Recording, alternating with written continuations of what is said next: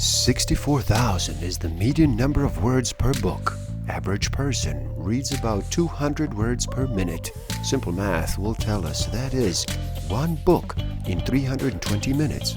To accomplish this in 7 days, numbers say you would have to read for 45 minutes a day.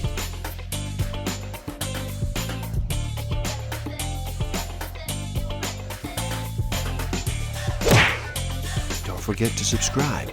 Hit that notification button, like, comment, and share. Enjoy. Hello, and happy day. How does slowing down sound to you today? Would you like to reduce the noise for just a bit? Are you ready to make a choice and decide to listen? My name is Igor, SF Walker. I'm here to remind people to slow down, to reduce the noise, to walk their lives into a natural flow. Welcome back to the Book of the Week series. Every week, as I read another amazing title, I share it with the world. Today, we look at The Third Wave, a classic study of tomorrow by Alvin Toffler. In this video, we look at the classic study of tomorrow, sweeping across history and future. It reveals the hidden connections amongst today's changes in business, family, life, technology, markets, politics, and personal life. It paints a stunning, comprehensive picture of the 21st century civilization springing up around the globe. Stick around till the end. I will share with you some tools I do have and use that will help you tremendously in this game of life. Discover a way to find out what actually motivates you, what innate human need is driving all of your decisions and your behavior. I will share some tools to improve your self-awareness, social awareness, self-management, and relationship management. Old ways of thinking, old formulas, dogmas, and ideologies, no matter how cherished or how useful in the past, no longer fit the facts. The world that is fast emerging from the clash of new values and technologies, new geopolitical relationships, new lifestyles, and modes of communication demand wholly new ideas and analogies, classifications, and concepts. A new civilization is emerging in our lives, and blind men everywhere are trying to suppress it. This new civilization brings with it new family styles, changed ways of working, loving, and living, a new economy, new political conflicts, and beyond all this, an altered consciousness as well. Millions are already attuning their lives to the rhythms of tomorrow. Others are terrified of the future and are engaged in a desperate, futile fight into the past and are trying to restore the dying world that gave them birth. The emergent civilization writes a new code of behavior for us, and it carries us beyond standardization, synchronization, and centralization. Beyond the concentration of energy, money, and power, this new civilization, as it challenges the old, will topple bureaucracies, reduce the role of the nation state, and give rise to semi-autonomous economies in a post-imperialist world. The second wave violently changed the situation. Instead of a century self-sufficient people and communities, it created for the first time in history a situation in which the overwhelming bulk of all food, goods, and services was destined for sale, barter, or exchange.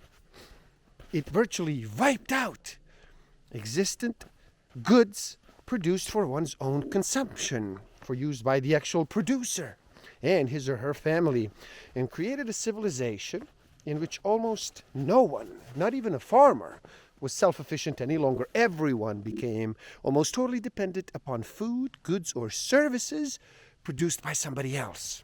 In short, industrialism broke the union of production and consumption and split the producer from the consumer. The economy, fused economy of the first wave, was transformed into the split economy of the second wave.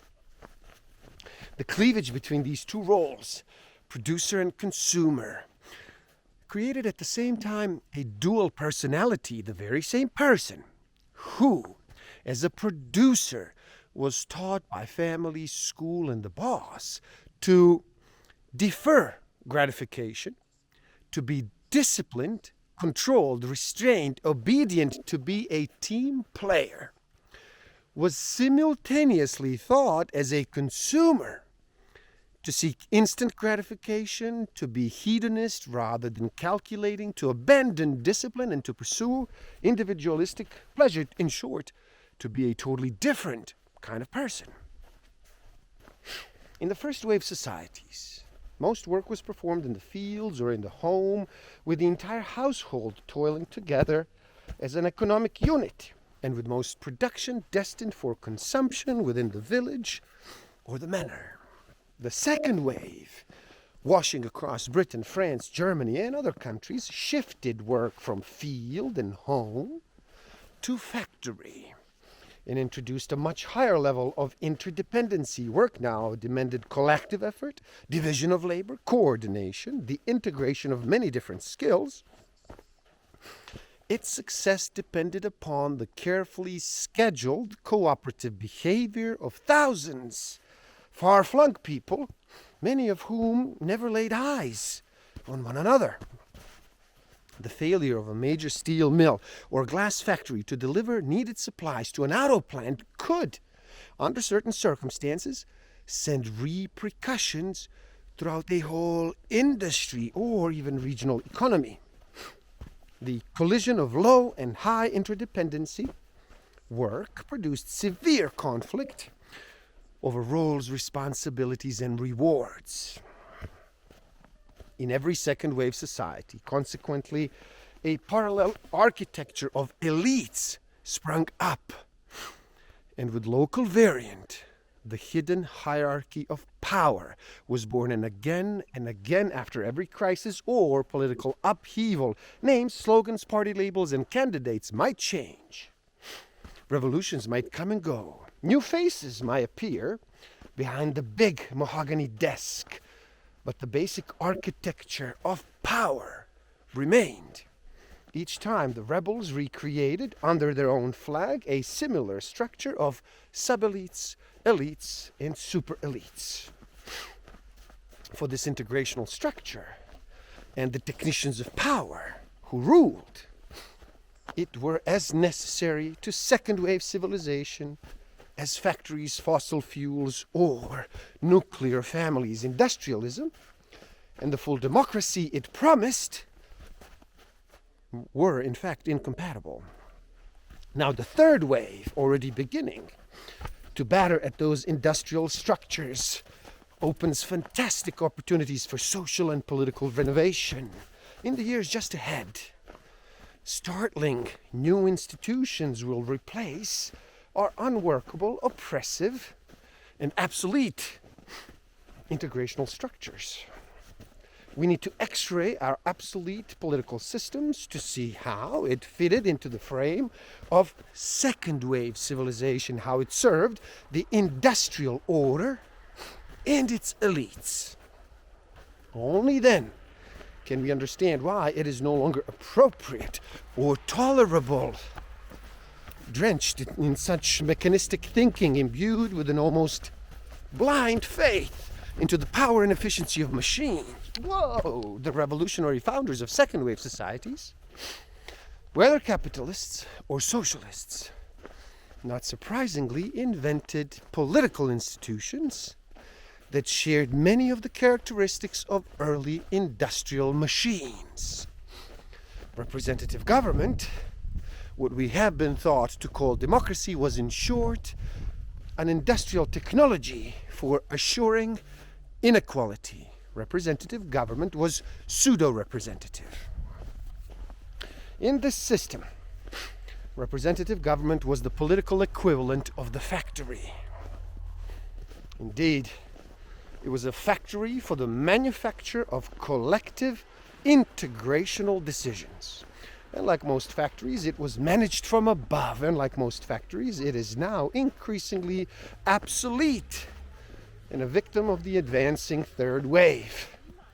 If second wave political structures are increasingly out of date, unable to cope with today's complexities, part of the trouble lies in another crucial second wave institution, the nation state.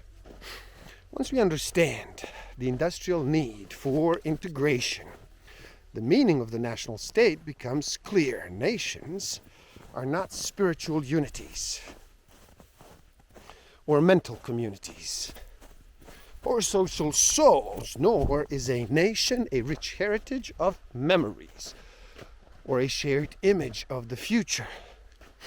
What we call the modern nation is a second wave phenomenon, a single integrated political authority superimposed on or fused with a single integrated economy. It was the wielding of the two, a unified political system and a unified economy, that made the modern nation. The roots of great imperialism were, however, more than economic. Strategic considerations, religious fervor, idealism, and adventure all played a part, as did racism, with its implicit assumption of white or European superiority. Many saw imperial conquest as a divine responsibility. Kipling's phrase, the white man's burden, summed up the Europeans' missionary zeal to spread Christianity and civilization, meaning, of course, second wave civilization. For the colonizers, regarded first wave civilization, no matter how refined and complex, as backward and underdeveloped. Behind the racist attitudes and the religious and other justifications, as the British, French, German, Dutch, and others spread around the world, stood a single hard reality. Second wave civilizations could not exist in isolation, and it desperately needed the hidden subsidy of cheap resources from the outside. Above all, it needed a single integrated world market through which to siphon those subsidies. Threatening the role of the world as its gas pump, garden, mine, quarry, and cheap labor supply, the second wave world brought these changes into the social life of the Earth's non-industrial populations, cultures that have subsidized for thousands of years in the self-sufficient manner, producing their own food supplies, were sacked willy-nilly into the world trade system and compelled to trade or perish. Suddenly, the living standard of Bolivians and Malayans are tied to the requirements of industrial economies half a planet away, as tin mines and rubber plantations sprung up to feed the voracious industrial maw. It would not be fair to romanticize pre-colonial societies or to blame their poverty for today's non-industrial populations exclusively on imperialism. Local corruption, tyranny, ignorance, and xenophobia all contributed. There was plenty of misery and oppression to go around long before the Europeans ever arrived. Nevertheless, once torn out of self-sufficiency and compelled to produce for money in exchange, once encouraged or forced to recognize their social structure around mining, for example, or plantation farming, first-wave populations were plunged into economic dependence on a marketplace they could scarcely influence. Often their leaders were bribed, their cultures ridiculed, their language suppressed. Moreover, the colonial powers hammered a deep sense of psychological inferiority into the conquered people that stands even today as an obsolete to economic and social development in the second wave world. Grand imperialism, however, paid off handsomely. William Woodruff, historian, puts it It was an exploitation of those territories and the growing trade done with them that obtained for the European family wealth on a scale never seen before. Built deep into the very structure of the second wave economy, feeding its ravenous need for resources, imperialism marched across the planet. The grand design should now be clear. Second wave civilization cut up and organized the world into discrete nation states. Needing the resources of the rest of the world, it drew first wave societies and remaining primitive peoples of the world into the money system. It created a globally integrated marketplace. But rampant industrialism was more than just an economic, political, or social system. It was also a way of life and a way of thinking. And it produced a second wave mentality. Now, this mentality stands today as a key obstacle to the creation of a workable third wave civilization. What few noticed, however, in the heat of this propaganda war, was that while each side promoted a different ideology, both were essentially hawking the same super ideology. Their conclusions, their economic programs, and political dogmas differed radically, but many of their starting assumptions were actually the same. Like Protestant and Catholic missionaries clutching different versions of the Bible, yet both preaching Christ. Marxists and anti-Marxists alike, capitalists and anti-capitalists, Americans and Russians, march forth into Africa, Asia, and Latin America, the non-industrial region of the world, blindly bearing the same set of fundamental premises. Both preach the superiority of industrialism to all other civilizations. Both were passionate apostles of industriality.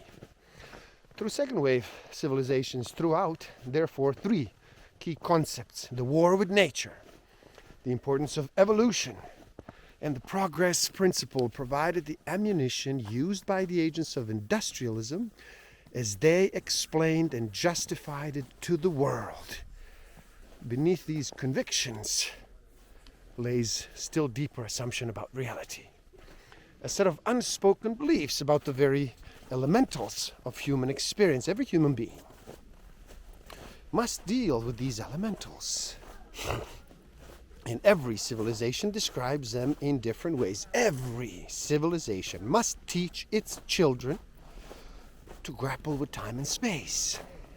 It must explain, whether through myth, metaphor, or scientific theory, how nature works.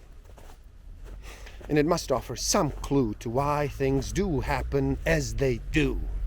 Thus, second wave civilization, as it matured, created a whole new image of reality based on its own distinctive assumptions about time and space, matter and cause, picking up fragments from the past, piecing them together in new ways, applying experiment and empirical test.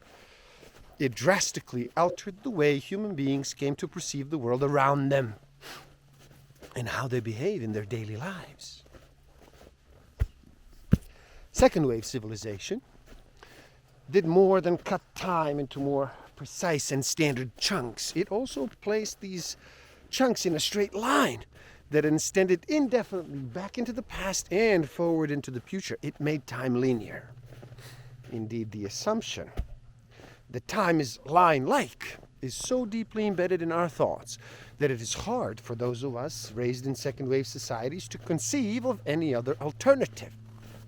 Yet many pre-industrial societies and some first wave societies even today see time as a circle, not a straight line. From the Mayans to Buddhists and the Hindus, time was circular and repetitive, history repeating itself endlessly, lives perhaps reliving themselves through reincarnation. The idea that time was like a great circle is found in the Hindu concept of recurrent kalpas, each one 4,000 million years long, each representing but a single Brahma day, beginning with recreation ending in dissolution and then beginning again. The notion of circular time is found in Plato and in Aristotle, one of whose students, Edemus, pictured himself living through the same moment again and again as the cycle repeated itself. Synchronization, standardization, linearization. They affected the root assumptions of the civilization, and they brought massive changes in the way ordinary people handled time in their lives. But if time itself was transformed, space too had to be repackaged to fit into the new industriality.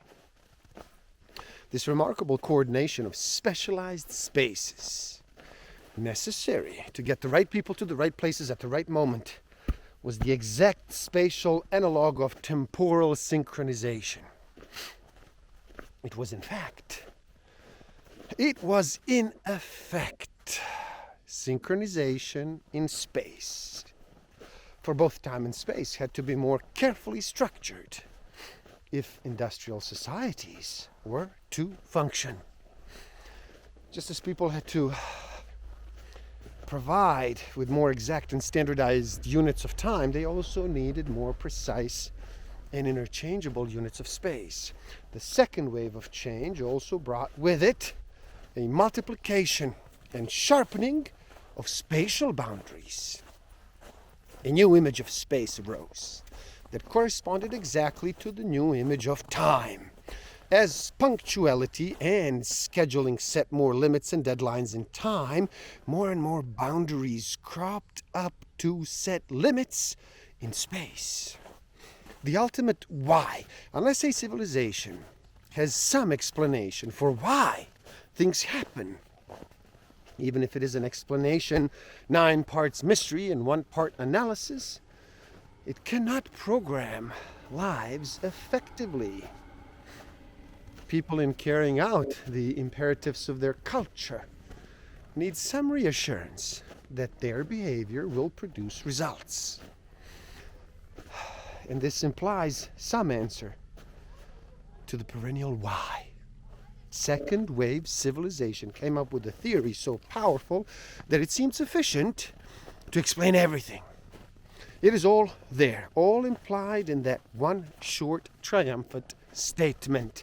The universe is an assembled reality made of discrete parts put together into an assemblage.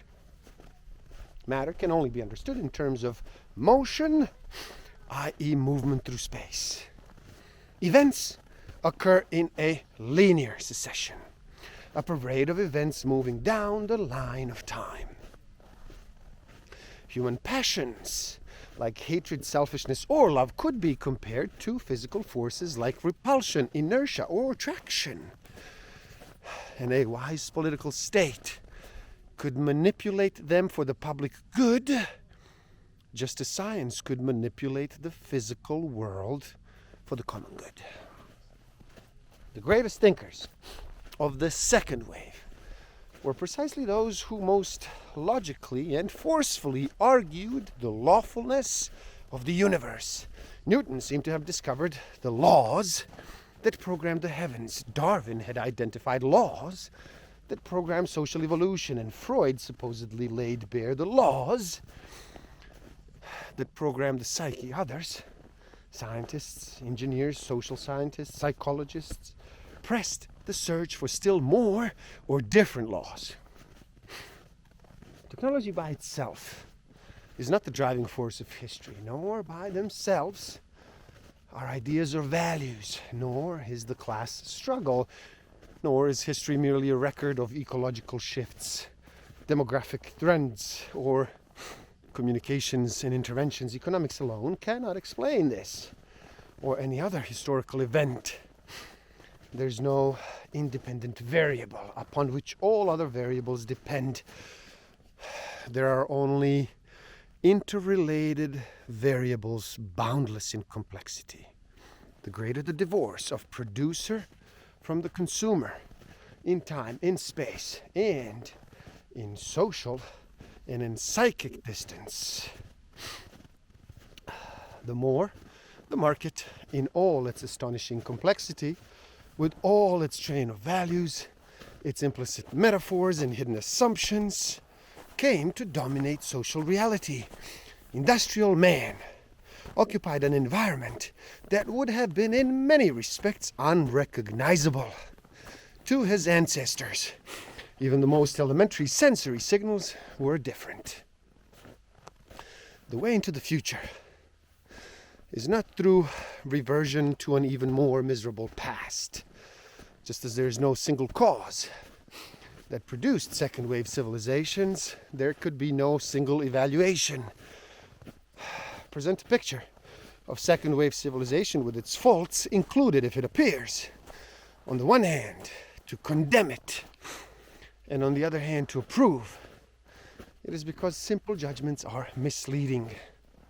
However one chooses to evaluate the fading present, it is vital to understand that the industrial game is over, its energies spent, the force of the second wave diminishing everywhere as the next wave of change begins. Two changes by themselves make the normal continuation of industrial civilization no longer possible. First, we have reached a turning point in the war against nature. The biosphere will simply no longer tolerate the industrial assault.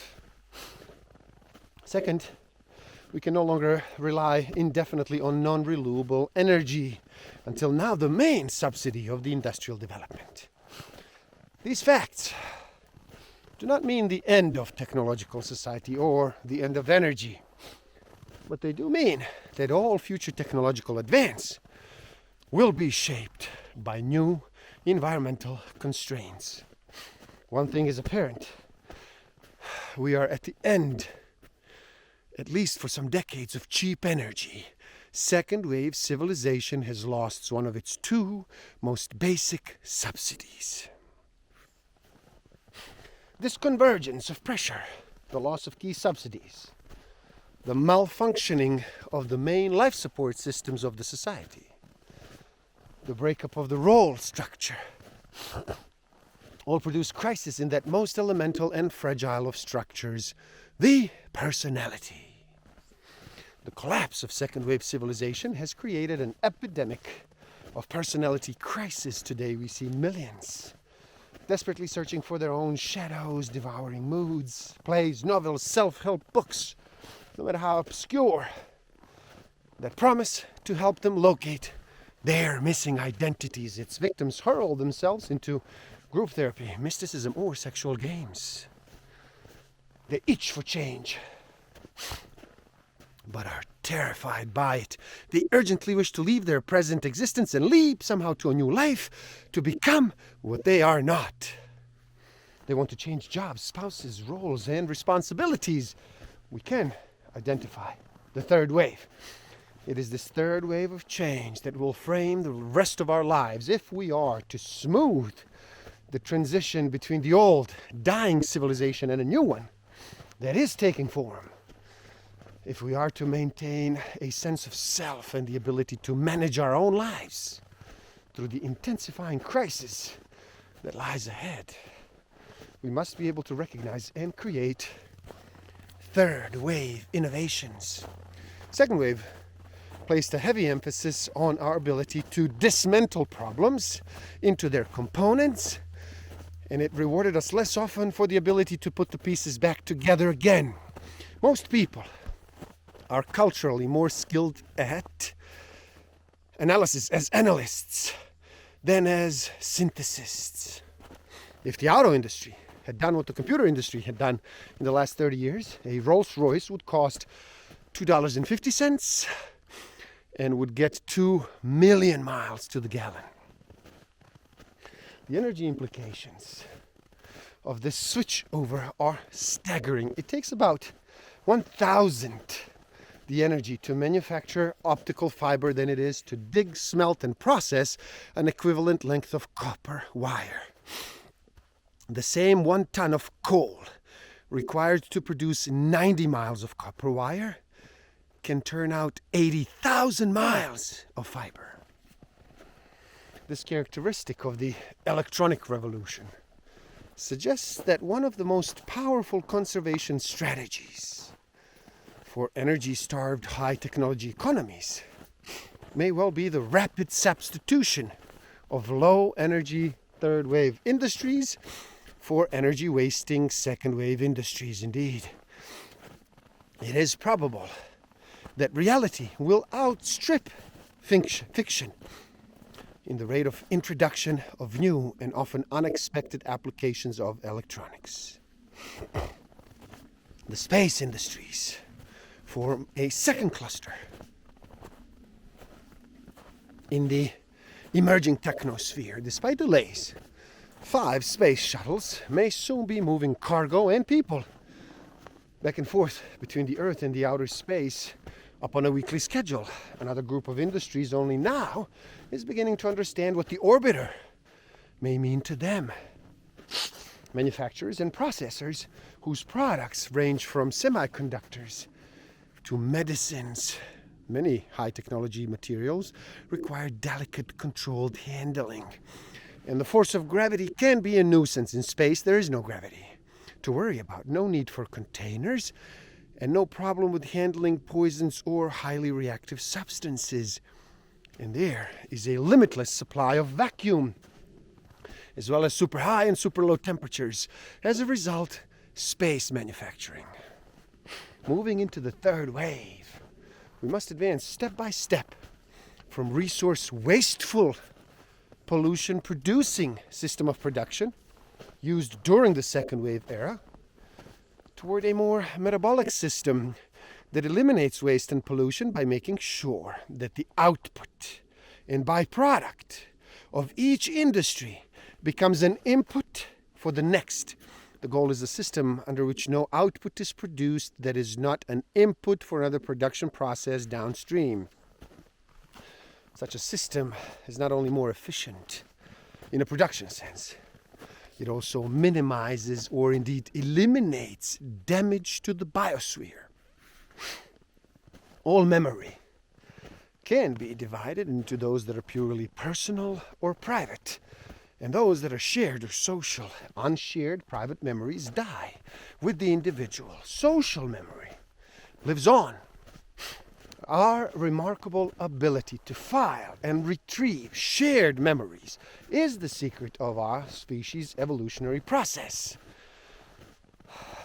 Twice before in history, humankind has revolutionized its social memory. Today, in constructing a new infosphere, we're poised on the brink of another such transformation. The third wave civilization will have at its disposal more information, more finely organized information about itself than could have been even imagined even a quarter of a century ago. The shift to a third wave social memory, however, is more than just quantitative. We are also, as it were, imparting life to our memory. When industrial civilization moved much of social memory outside of the skull, that memory became objectified, embedded in artifacts, books, payroll sheets, newspaper, photographs, and films. What makes the leap to a third wave infosphere so historically unprecedented a situation? It makes social memory most extensive and active. And this combination will prove to be propulsive. By intervening at the molecular level, by using computer-aided design or other advanced manufacturing tools, we integrate more and more functions into fewer and fewer parts, substituting wholes for many discrete components. Vast changes in the technosphere and in the infosphere have converged to change the way we make goods. We are moving rapidly beyond traditional mass production to a sophisticated mix of mass and demassified products. The ultimate goal of this effort is now apparent. Completely customized goods made with holistic, continuous flow process, increasingly under the direct control of the consumer. In brief, We are revolutionizing the deep structure of production, sending currents of change through every layer of society. However, this transformation, which will affect the student planning a career, a business planning an investment, or a nation planning a development strategy, cannot be understood in isolation. The third wave revolution in the office is the result of several colliding forces. The need for information had mushroomed so wildly that no army of second wave clerks, typists, or secretaries, no matter how large or how hardworking, can possibly cope with. In addition, the cost of paperwork has climbed so calamitously that a frantic search is underway to control it. Moreover, while the average factory worker in the United States today is supported by an estimated $25,000 worth of technology, the office worker, as one Xerox salesman puts it, works with a $500 to $1,000 worth of old typewriters and adding machines, and is probably amongst the least productive workers in the world. Office productivity has climbed a bare 4% over the past decade, and conditions in other countries are probably even more pronounced. Now contrast this with the extraordinary decline in the cost of computers as measured by the number of functions performed. It has been estimated that computer output has increased 10,000 times in the past 15 years. And the per function cost today is down 100,000 times fold.